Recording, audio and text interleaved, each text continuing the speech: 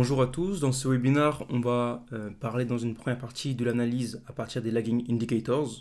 Donc dans les précédents webinaires on avait parlé de ces indicateurs là qui permettaient non pas de timer le marché mais de comprendre dans quelle phase du cycle on se situait. Et aujourd'hui on va essayer d'appliquer ça, rendre le tout un peu plus concret pour vous. Et dans une deuxième partie du coup consacrée plutôt à l'investissement, on va parler des actions. On va essayer de faire un webinaire pour chaque classe d'actifs, parfois plusieurs webinaires par classe d'actifs, pour vraiment creuser chaque sujet. Et notamment ici, la psychologie des investisseurs. C'est une thématique qui est très peu abordée parce que très peu compris, euh, trop sous-estimée, mais qui en fait est primordiale, mais ça on le verra justement ensemble juste après. Donc avant d'investir, tout investisseur sérieux doit d'abord comprendre où il se situe dans le cycle économique et financier. Autrement dit, avant d'acheter une action, une question revient toujours, est-ce le bon moment? Est-ce la période la plus adaptée? Bien sûr, la certitude absolue n'existe pas sur les marchés, mais ça ne signifie pas qu'on va investir à l'aveugle. On dispose d'outils concrets, mesurables et tangibles pour analyser notre environnement économique, notamment les lagging indicators qu'on aborde depuis plusieurs webinaires maintenant. Donc si vous avez suivi les précédents webinaires consacrés au lagging, alors vous possédez déjà les bases nécessaires. Aujourd'hui, l'objectif est clair, apprendre à les utiliser concrètement en les appliquant au marché américain. Pour cela, nous allons répondre à 3 questions essentielles. Que s'est-il passé en 2026? Où en sommes-nous aujourd'hui? Que pouvons-nous raisonnablement envisager pour les années à venir? Si vous êtes prêt à passer de la théorie à l'interprétation réelle des données, alors c'est parti. Que peut-on dire de la croissance américaine entre 2020 et 2025? Tout d'abord, suite à la crise du Covid 2019 en 2020, une grande partie de la population ne pouvait tout simplement pas consommer. Il y a eu le lockdown, le confinement, et plusieurs choses sont restées fermées plus longtemps après ce confinement, notamment des voyages, beaucoup de voyages qui ont été annulés, des restaurants qui étaient fermés, des loisirs qui ont été stoppés, et j'en passe. Le résultat, c'est que le taux d'épargne a explosé, non pas par prudence, mais par contrainte. Donc quand l'économie rouvre en 2021, cette épargne devient du carburant immédiat pour la consommation. Et d'ailleurs, entre mai et août 2021, le PIB est estimé à 12,4%, soit le quartile le plus élevé des 10 dernières années. Donc comme nous avons pu le constater sur la slide précédente, l'inflation a grimpé suite à cela, pour atteindre un pic en juin 2022 à 9,1%. Mais pourquoi? Tout simplement parce que la demande est repartie beaucoup plus vite que l'offre.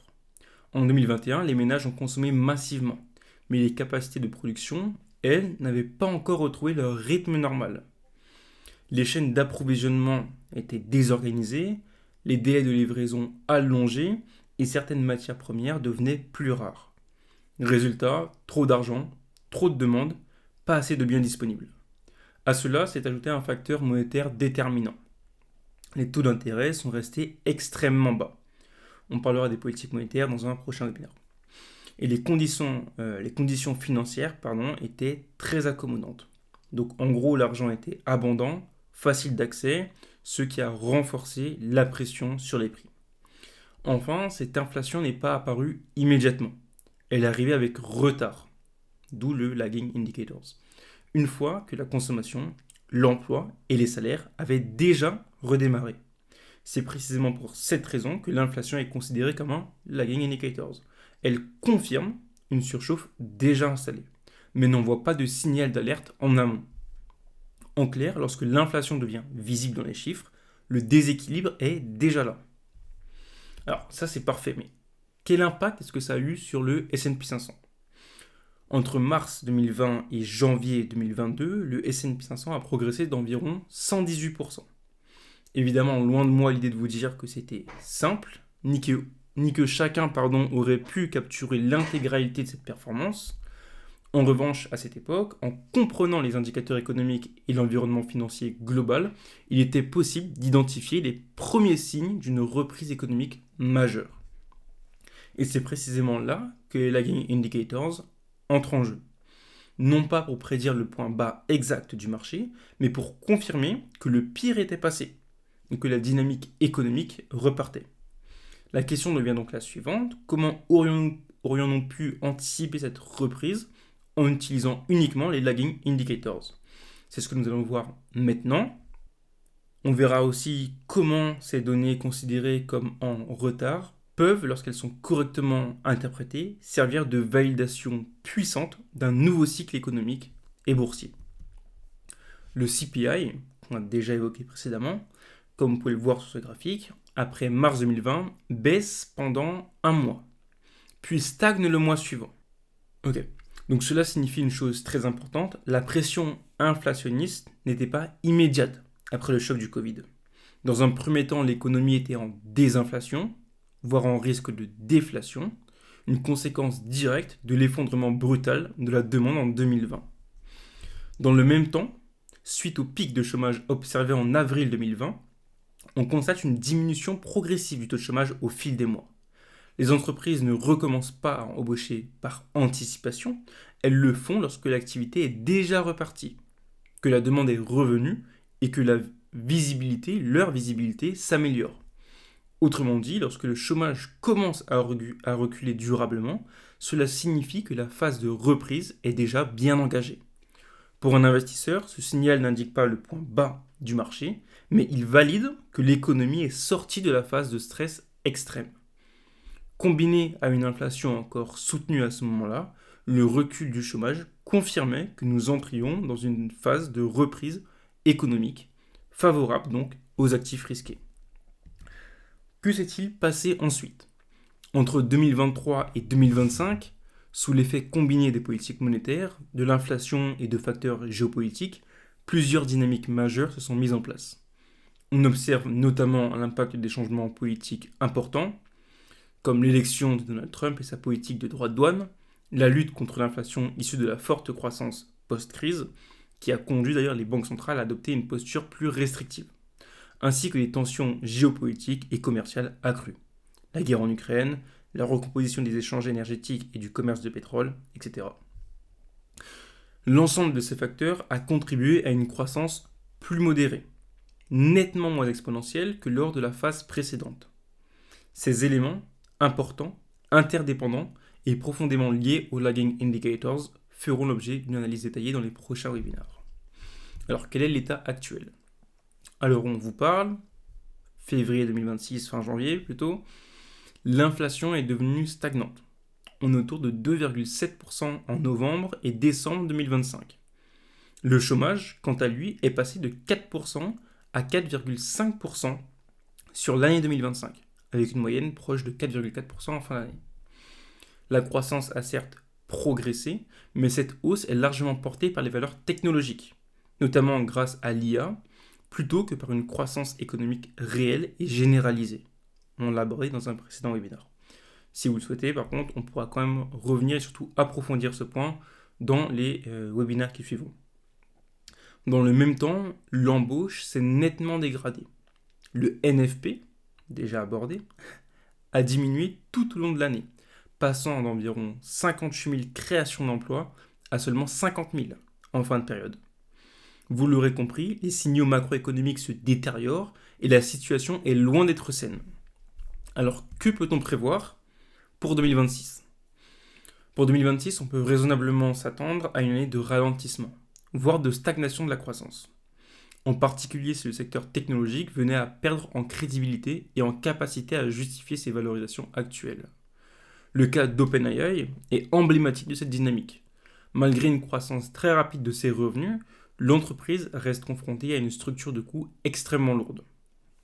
Les pertes cumulées, estimées entre 100 et 140 milliards de dollars d'ici 2030, en feraient l'une des startups les plus déficitaires de l'histoire.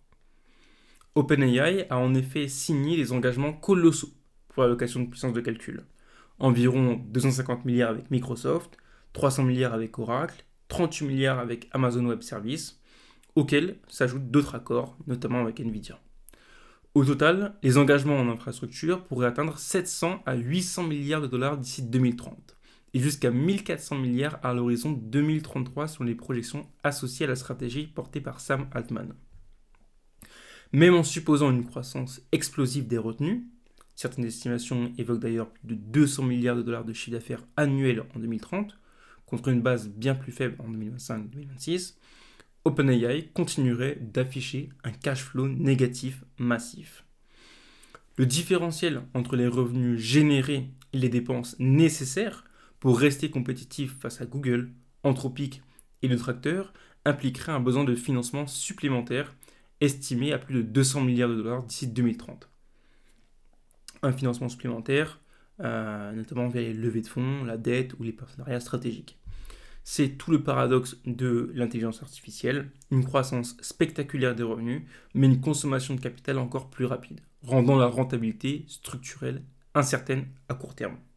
Bon, c'est une petite parenthèse, et comme ça vous avez compris pourquoi est-ce qu'on parle de, on va dire, de décorrélation un petit peu entre le quotidien des ménages, et en fait ce qu'on peut voir sur les graphiques, qui est porté en fait parce qu'on verra plus tard une hype, de l'engouement, etc. Je vais pas vous spoiler, on reviendra dessus en fin de webinaire. Donc, dans ce contexte, 2026 est perçu comme une année make or break. Soit le modèle économique de l'IA parvient à démontrer une trajectoire crédible vers la rentabilité, soit les marchés pourraient commencer à remettre en question l'ensemble du narratif. C'est pourquoi certains évoquent déjà le risque d'une bulle de l'IA, notamment avec des CDS comme on l'a vu par rapport à Oracle, qui commence à exploser. Une bulle susceptible d'éclater si les profits ne se matérialisent pas suffisamment vite. L'objectif de cette analyse était avant tout de vous proposer une lecture à travers les lagging indicators. Bien entendu, il manque encore plusieurs dimensions essentielles, l'analyse géopolitique, la politique monétaire des banques centrales, une analyse intermarché approfondie, actions, taux, matières premières, devises, etc., ainsi que l'étude du sentiment des investisseurs replacé dans son contexte macroéconomique. Ces éléments seront abordés progressivement dans les prochains webinaires. N'hésitez donc pas à vous abonner pour suivre la suite de cette analyse.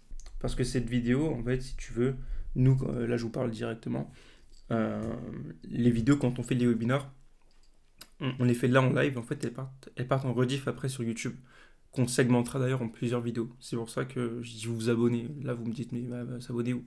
C'est pour ceux qui regarderont en rediffusion sur YouTube. Voilà. Donc que faudra-t-il surveiller en 2026 ? En 2026, la question centrale pour l'investisseur ne sera plus de savoir si l'économie peut encore accélérer fortement, mais plutôt de déterminer si le cycle économique est capable de se stabiliser ou s'il entre progressivement dans une phase de contraction. Dans ce contexte, l'observation des laggings devient essentielle, non pas pour anticiper un point bas ou un point haut, mais pour confirmer la direction réelle de l'économie. Le premier élément clé à surveiller sera le marché du travail. Historiquement, l'emploi se dégrade toujours en dernier. Tant que le chômage reste contenu et que les destructions d'emplois demeurent limitées, l'économie conserve une certaine résilience. En revanche, une hausse durable du taux de chômage, combinée à une baisse prolongée des créations d'emplois, signalerait que le ralentissement commence à affecter l'économie réelle. Ce ne serait pas un signal de timing de marché, mais un signal de prudence accrue. Le deuxième indicateur fondamental serait l'inflation sous-jacente. Une inflation qui reste trop élevée limiterait la capacité des banques centrales à assouplir leur politique monétaire. A l'inverse, une désinflation rapide, voire une désinflation excessive, pourrait indiquer un affaiblissement marqué de la demande. Dans les deux cas, l'inflation ne doit pas être analysée isolément, mais replacée dans son contexte économique global. Enfin, un troisième point qui est crucial concernera la santé des entreprises, non technologiques en particulier, ainsi que leur capacité à maintenir leurs marges. Dans un environnement de croissance plus faible, les entreprises doivent absorber des coûts toujours plus élevés, salaires, énergie, financement, etc., tout en faisant face à une demande plus hésitante. Une compression généralisée des marges, couplée à une détérioration des résultats, serait un signal clair que le cycle devient plus contraignant pour les actifs risqués. Il faudra également surveiller les conditions financières. Même sans entrer dans le détail des politiques monétaires, l'évolution des taux d'intérêt réels, des spreads de crédit et de l'accès au financement donne une indication précieuse sur le niveau de stress du système. Lorsque les conditions financières se durcissent durablement, l'impact finit toujours par se transmettre à l'économie réelle. Enfin, un dernier élément, souvent sous-estimé, sera le comportement des investisseurs eux-mêmes. C'est ce qu'on va aborder en dernière partie. Un optimisme excessif, malgré les données macro qui se dégradent, peut signaler un décalage dangereux entre le narratif de marché et la réalité économique. A l'inverse, une peur généralisée, alors que les indicateurs se stabilisent, peut parfois ouvrir des opportunités à plus long terme. En résumé, 2026 ne sera pas une année à aborder avec des certitudes, mais avec une lecture méthodique et disciplinée des données. Les lagging indicators ne diront pas quand acheter ou vendre, mais ils permettront de rester alignés avec le cycle économique réel, d'ajuster son exposition au risque et d'éviter les décisions dictées par l'émotion plutôt que par les faits. Aujourd'hui, nous avons vu une chose essentielle. Oh, impact sur l'inflation toujours. Ouais, on a oublié de changer le titre en haut. Et bah c'est pas grave, c'est comme ça. Donc on a vu une chose essentielle, les lagging indicators ne servent pas à prédire les marchés, mais à comprendre le cycle dans lequel nous évoluons. Ils nous ont permis de lire la reprise post-Covid, d'identifier la surchauffe inflationniste, puis de constater le ralentissement progressif observé entre 2023 et 2025. Début 2026, les signaux sont clairs. Inflation stabilisée, marché du travail qui se dégrade, croissance plus fragile et largement concentrée sur certains secteurs comme le secteur technologique. Cela ne signifie pas qu'un crack est imminent, mais que nous entrons dans une phase plus tardive du cycle, où la discipline, la sélectivité et la gestion du risque deviennent primordiales. Investir intelligemment, ce n'est pas deviner l'avenir, mais rester aligné avec la réalité économique. Et c'est exactement ce que permettent les lagging indicators lorsqu'ils sont utilisés correctement. Au fur et à mesure des prochains webinaires, nous compléterons cette lecture avec la géopo, les politiques monétaires et les analyses intermarchés. Hop. Alors à présent, on va parler des actions, donc entamer cette deuxième partie. Donc grâce aux 3 premiers webinaires, vous connaissez l'investissement actif, l'investissement passif, le DCA et le lump sum. Ceux qui font partie de l'école Invest System ont également vu le MDCA, notre méthode unique pour aller plus loin, plus vite, une méthode qui permet de garder le meilleur du DCA et du lump sum tout en retirant les aspects négatifs déjà abordés lors des précédents webinaires. Aujourd'hui, nous allons parler des actions, la classe d'actifs la plus utilisée par les particuliers. Malgré cette omniprésence dans les portefeuilles des particuliers, très peu comprennent vraiment comment fonctionne le marché action. C'est justement ce que nous allons voir aujourd'hui, et on verra plus tard comment anticiper les cours en bourse, actions grâce aux leading indicators. Et vous pourrez aussi, au sein d'Invest System, découvrir des méthodes pour trouver des bons points d'entrée. Bien, alors commençons. L'astronomie est la science qui étudie les astres, les planètes, les étoiles, etc. La SVT est la science de la vie et de la Terre.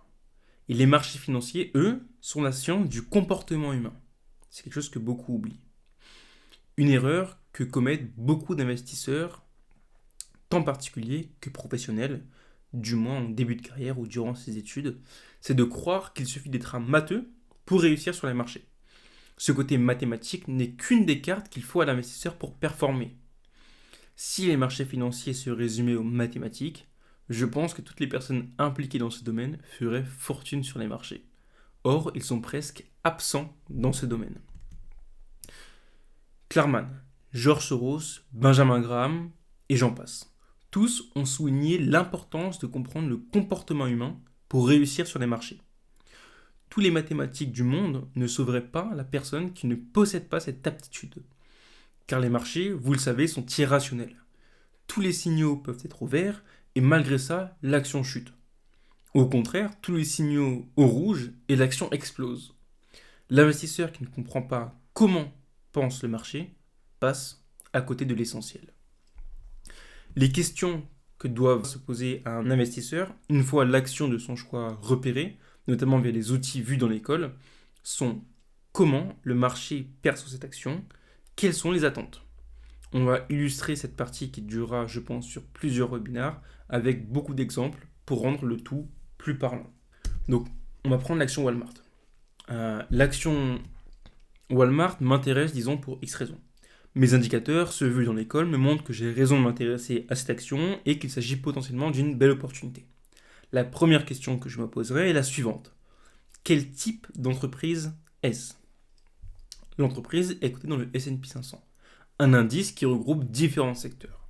On retrouve la tech, la santé, l'industrie, l'énergie, les services financiers, les entreprises liées aux matériaux, le service public, la télécommunication, l'immobilier, notamment via les rates, mais aussi la consommation, qu'elle soit discrétionnaire ou essentielle. Déjà, ici, si vous avez suivi tous nos webinaires, vous commencez à comprendre comment l'interprétation du cycle économique peut permettre de repérer les secteurs qui vont surperformer. Et donc y allouer intelligemment son capital. Bref, ça, on y reviendra. Pour revenir sur Walmart, l'équivalent de Carrefour en France, il s'agit d'une entreprise de consommation et réalisant 80% de son chiffre d'affaires aux États-Unis. Consommation, oui, mais surtout consommation essentielle. Et cette nuance est déjà capitale. Il s'agit de produits de première nécessité. Les Américains achèteront quoi qu'il arrive, contrairement à un LVMH par exemple qui relève de la consommation discrétionnaire. Maintenant qu'on sait où l'on vient mettre les pieds et qu'on a identifié le type d'entreprise, on a les bases pour passer à la question suivante, à savoir comment les investisseurs perçoivent-ils l'entreprise? Quelles sont leurs attentes? Walmart se positionne comme le géant de la consommation essentielle aux USA. Il emploie plus de 2 millions de personnes et pèse plus d'1 trillion de dollars. Un investisseur se dirige vers cette action car il la voit comme un pilier de son secteur, qui offre donc une très forte stabilité pour les investisseurs. Une stabilité dans quoi au juste? Eh bien dans ses revenus, dans ses bénéfices, dans sa capacité à se développer et à maintenir son leadership. Quand on comprend ça, on comprend déjà ce qui relève du bruit médiatique, de ce qui est une information importante pour l'entreprise. Avec cette notion, vous ferez déjà mieux que 97% des investisseurs particuliers. Prenons un exemple. Partout dans les médias, on voit la chose suivante. Les coca vendus par Walmart ont provoqué 2 morts, dues à une contamination par les agents chimiques toxiques. L'action perd 7%. Alors, est-ce que les investisseurs qui sont là pour les raisons évoquées précédemment vont vendre massivement? C'est triste, mais non. Ils n'en ont rien à faire. Cette baisse de 7% n'entraînera sûrement pas le début d'une baisse prolongée, mais plutôt une opportunité en tant que correction sur les marchés. Un mouvement baissier provoqué par la vente d'actions de la part des particuliers qui n'ont pas compris qu'il s'agissait simplement de bruit médiatique. Walmart est une action dite de valeur ou value stock, où ce qui compte en priorité pour les investisseurs sont les revenus et bénéfices générés par l'entreprise. Ils ne sont pas tournés vers le futur, mais davantage sur le présent. Si la boîte surprend positivement le marché lors de la publication des résultats trimestriels, l'action s'apprécie. Si elle déçoit, elle chute. Les investisseurs regardent les preuves de réussite, pas la hype, les rumeurs, etc. Vous commencez à nous connaître, et là encore c'est à nuancer, pour la simple raison qu'il n'existe aucune vérité immuable, mais on y reviendra à la fin. D'ailleurs, une métrique intéressante à regarder est le PS, Price to Sales. Il s'agit d'un ratio qui vous dit combien de dollars l'investisseur paye pour 1 dollar de revenu. Ici, le PS moyen de Walmart de 2020 à 2024 était de 0,77 dollars pour 1 dollar de revenu. Aujourd'hui, Walmart affiche un PS de 1,45 dollars. On pourra comparer ce PS pour l'autre type d'action qu'on verra dans un instant. Maintenant que l'investisseur sait qu'il s'agit d'une value stock, il est à même d'analyser l'entreprise de la bonne manière en regardant les critères qui comptent vraiment et il peut différencier le bruit médiatique d'une information réellement intéressante. Pour notre prochain type d'action, je vais faire mine de m'intéresser à Nvidia et on va utiliser le même procédé. Alors, quel type d'entreprise est-ce? Nvidia est une entreprise technologique connue pour ses processeurs graphiques, les GPU, utilisés pour une panoplie d'activités allant du gaming à l'automobile, à l'IA et au calcul de haute performance. Un secteur sous haute concurrence, mais capital pour la poursuite des avancées technologiques. En parlant d'avancées technologiques, je pense d'ailleurs que la vraie révolution est plus liée à l'informatique quantique, qui offre des possibilités bien plus grandes. Google a démontré que sa dernière invention, on va dire, Willow, mais ça c'est un autre sujet, peut-être qu'on y reviendra plus tard. Alors, du moins pour les médias et la croyance populaire, c'est le cas. Voilà, le futur de la technologie, c'est l'IA. Bon, admettons. Donc maintenant qu'on sait que Nvidia est une entreprise technologique en quête de toujours plus de performance, on peut passer à la suite. Alors comment les investisseurs perçoivent-ils l'entreprise? Quelles sont leurs attentes? Nvidia se positionne comme le leader des GPU à l'échelle mondiale. Comme nous l'avons vu, la concurrence est rude. Les investisseurs se dirigent vers cette action car ce sont eux les leaders. Eux qui créent des produits toujours et toujours plus performants. Eux qui ont une longueur d'avance sur leurs concurrents. C'est cette position qui crée l'engouement.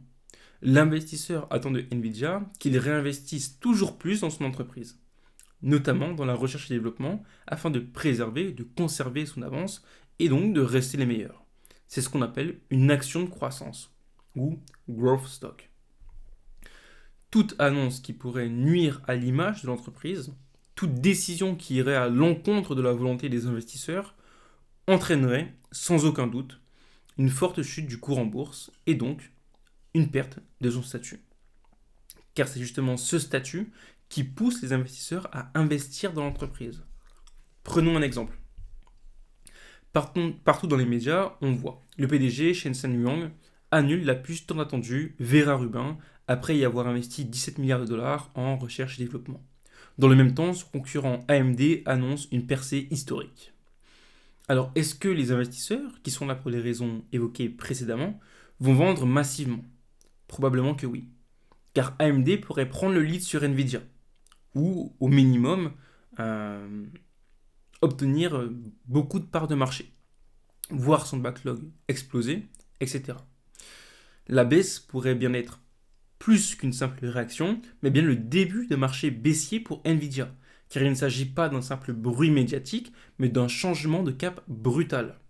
Les investisseurs tournés vers le futur perdent confiance, voient le leadership de Nvidia balayé au profit d'autres entreprises. Ici, AMD dans l'exemple.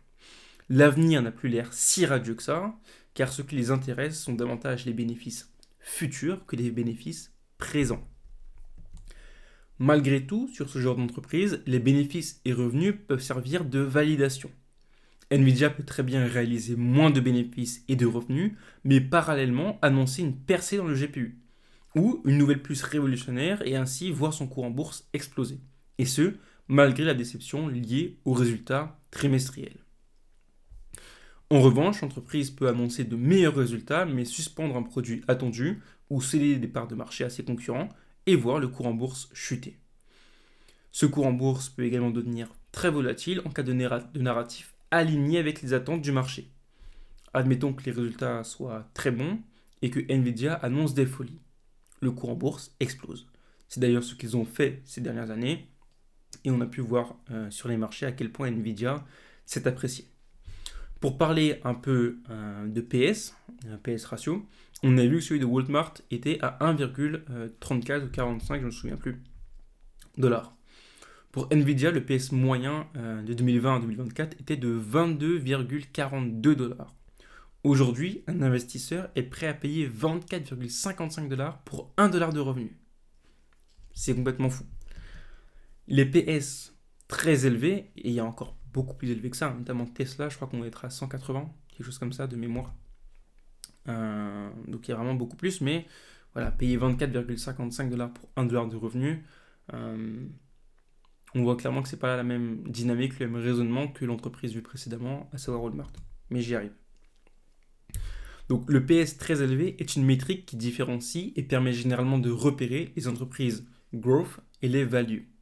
Une entreprise de croissance aura tendance à voir son PS exploser, les investisseurs étant prêts, entre guillemets, à tout pour une part dans l'entreprise. Là où dans les value stocks, les investisseurs sont tournés vers le présent, un peu plus terre à terre on va dire, et refusent de payer trop cher pour 1 dollar de revenu. Le PE ratio, donc le ratio cours de l'action divisé par le bénéfice par action, est aussi pertinent, mais on en parle déjà dans l'école. Il existe encore énormément de types d'actions, comme les mêmes stocks, etc. Mais je pense que vous avez compris la musique et que vous serez désormais capable de comprendre les attentes des investisseurs et de comprendre leur psychologie pour prendre des décisions éclairées sur les marchés. Comprendre ce que pensent les investisseurs est un art qui se travaille, car chaque entreprise est différente et par conséquent les attentes le sont également. Même s'il nous reste encore beaucoup de choses à voir sur les actions, en voilà une de faite. Pour conclure, je dirais que le noir et le blanc n'existent pas. Il n'existe que des nuances de gris. Ainsi, une action n'est jamais totalement value ou growth, mais toujours un peu des deux. Le tout est de pouvoir identifier la nuance vers laquelle elle tend. Comprendre la psychologie des marchés, ou plutôt des investisseurs qui composent ce marché, est l'une des clés pour investir comme il se doit. Vous avez sans doute remarqué qu'il s'agit ici d'un vrai apprentissage et on vous délivre les informations au fur et à mesure, car la finance et les marchés financiers sont complexes. La simplification et la rapidité sont un frein à l'apprentissage. Il faut pouvoir poser des bases solides, à la manière d'une pyramide, pour monter au fur et à mesure de plus en plus haut et être de plus en plus précis. C'est exactement ce qu'on fait avec vous en webinar et plus encore dans l'école. Notre objectif, ce qu'on vous offre, c'est le moyen d'aller plus vite et plus loin, grâce à notre expertise, nos méthodes éprouvées, notre pédagogie. Si vous voulez vraiment franchir un cap dans vos investissements et vos compétences, il ne vous reste qu'une chose à faire, nous rejoindre au sein de notre école en scannant le QR code. Dites-nous en commentaire sur quel type d'action vous préférez investir. Je vous dis à la semaine prochaine pour un nouveau webinar. N'oubliez pas de vous abonner et d'activer la cloche pour ne rien rater. Pour ceux présents en live, avez-vous des questions? Pas de questions, je vais investir dans les deux actions, Growth et Value. Growth pour high return et Value pour rester sûr et safe. Ok. Ok. Ouais, c'est vrai quand tu vois effectivement les entreprises technologiques surtout, hein, et Growth dans leur ensemble, c'est vrai que le retour sur investissement, en fait, elles sont plus volatiles. Donc la volatilité est aussi bien positive que négative. Mais quand c'est positif et que c'est une bonne entreprise, effectivement, le retour sur investissement est assez conséquent, donc ça peut être intéressant. Mais attention au point d'entrée et au retour de bâton.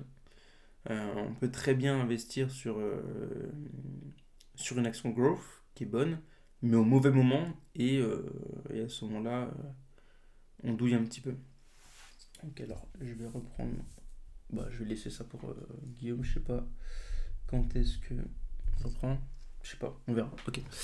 Alors oui, je me dis, c'est que étant dans un système capitaliste, l'individu étant considéré comme des consommateurs, ont dû consommer ailleurs durant la crise du Covid, peut-être dans le divertissement, quelque chose comme ça. Et aussi pendant la crise du Covid, l'inflation était élevée et les taux d'intérêt bas. Du coup, je me dis que les banques centrales ont un pouvoir d'orientation sur les consommateurs. Ok, alors si tu veux, effectivement, quand on a eu. Alors, je vais faire cette réponse-là et après te partager mon graphique pour illustrer mes propos, ou alors je vais peut-être faire les deux. Non, je le ferai après, c'est pas grave. Euh, Effectivement, ils sont consommés pendant ce lockdown, ce confinement, la crise du Covid, euh, notamment comme tu dis dans le divertissement. On a des entreprises comme Netflix qui ont explosé, des entreprises comme TWO qui produit des jeux vidéo, qui là aussi euh, ont bien fonctionné parce que les gens achetaient en ligne effectivement de quoi passer le temps, tout simplement. Donc sur ce coup-là, il y a eu de la dépense, mais si tu veux comparer à ce que, on va dire, un Français normalement va dépenser, ça restait minime. Je vais grossir le truc, mais pour imager, faut se dire que normalement une personne se rend tous les jours au travail, peut-être en voiture, donc il y a de l'essence à payer, euh, la place de parking, etc. etc. Quand tu es dehors, peut-être que tu vas faire un resto. Tu vas avec tes collègues au resto, prendre une boisson, manger, etc. Tu vas peut-être te faire un ciné. Bon, il y a toutes ces choses-là que tu fais en fait, qui fait qu'à la fin du mois, tu vas peut-être dépenser 1005 si tu veux. 1005, 2000, 3000, ça dépend du niveau de chacun ou plus.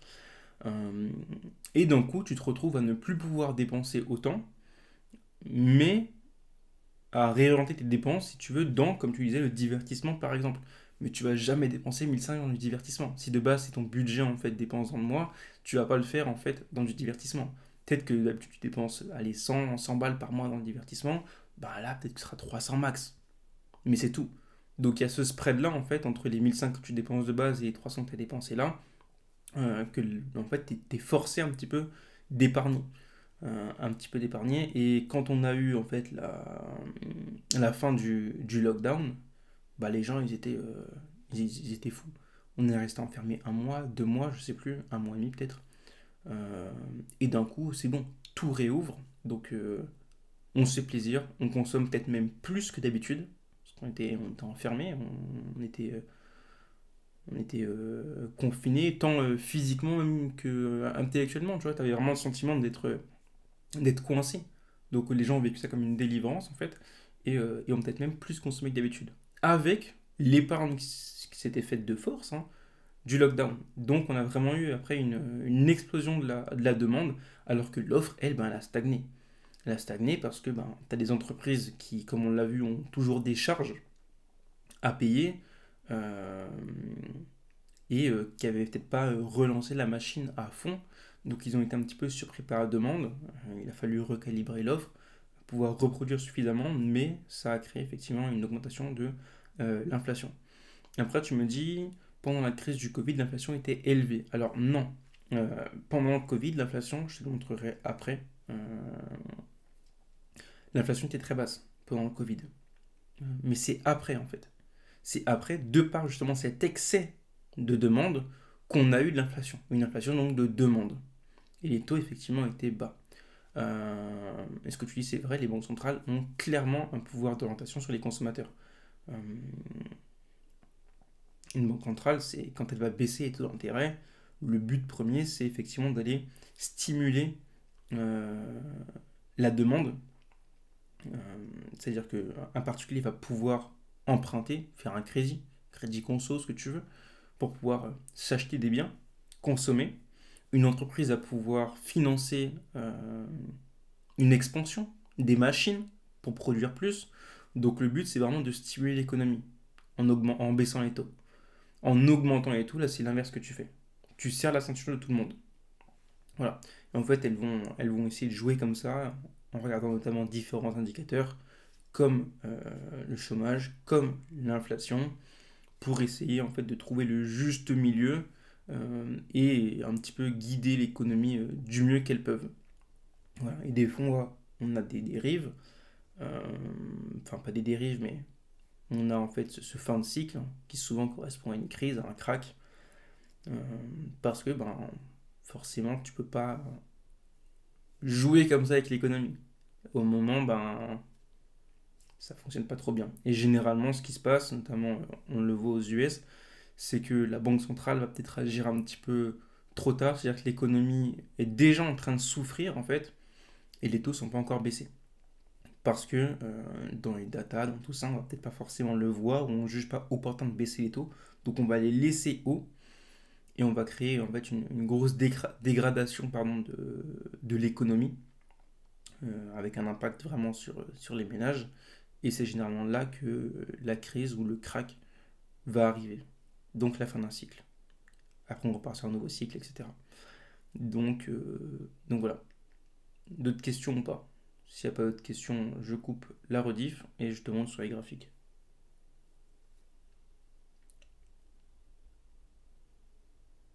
Ok, alors je coupe la rediff. Donc pour ceux qui regardent en rediffusion, je vous dis à la semaine prochaine. N'oubliez pas de vous abonner, de liker, de partager si la vidéo vous a plu.